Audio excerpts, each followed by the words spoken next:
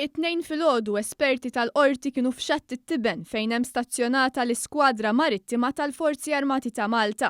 Dan hekk kif bdew għaddejjin bl-istħarriġ tagħhom b'rabta mal-inkjesta maġisterjali li qed tinvestiga l-kwerela li fetaħ il-kelliem tal-Oppożizzjoni għall-Ġustizzja Jason Azzopardi li akkuża lis-suldati b'attentat taqtil ta' immigranti.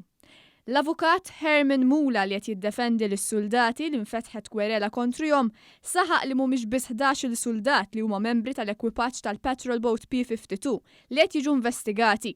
Imma b'kollox hemm aktar minn 40 soldat investigati fuq allegazzjonijiet ta' attentat taqtil ta' immigranti.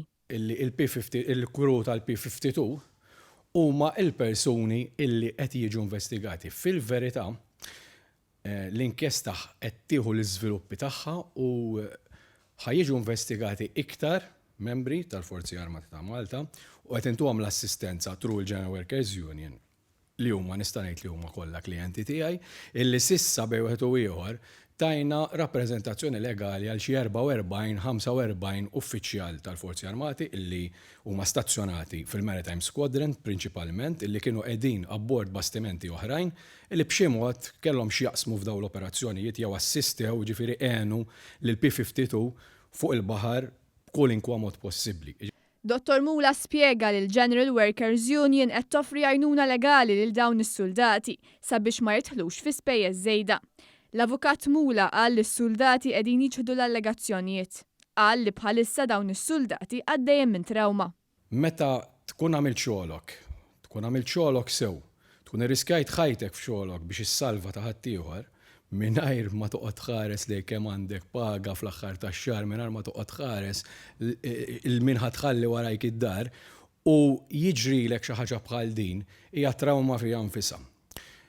U jiena għamilt weekend sħiħ nipprova kemm jista' jkun intihom komfort il-dawn in-nies. Id-Deputat Nazzjonalista Jason Azzopardi fetaħ proċess kriminali kontra dawn is-suldati li dejjem jissugraw ħajjithom biex isalvaw lil ħaddieħor. Ta' dan l-aġir Jason Azzopardi sab l-appoġġ tal-Kap Nazzjonalista Adrian Dalija. B'Jason Azzopardi qed jakkuża lil Brigadier Jeffrey Kurmi u lil Prim Ministru Robert Abela biqtil volontarju tal-immigranti. Akkuża li ġor magħha pjena ta' omor il-ħabs. L-avukat Herman Mula saħaq li għandu l-komfort u ċertezza morali li l-eżitu ta' din l-inkjesta se jkun ċertifikat ta' eċċellenza għall-operat tal-Forzi Armati ta' Malta. Għaliex għandi dmir u dover lejn il-klijenti tiegħi illi jekk dawn il-persuni, persuna jew persuni, illi jagħmlu dawn l-allegazzjonijiet jirriżulta illi dawn l-allegazzjonijiet kienu frivoli u vessatorji, ovvjament ħankunu qegħdin nippretendu illi min għamel dawn l-allegazzjonijiet jerfa' ir-responsabilità morali u jekk hemm bżonn u jekk ikun il-każ ir-responsabilità legali wkoll.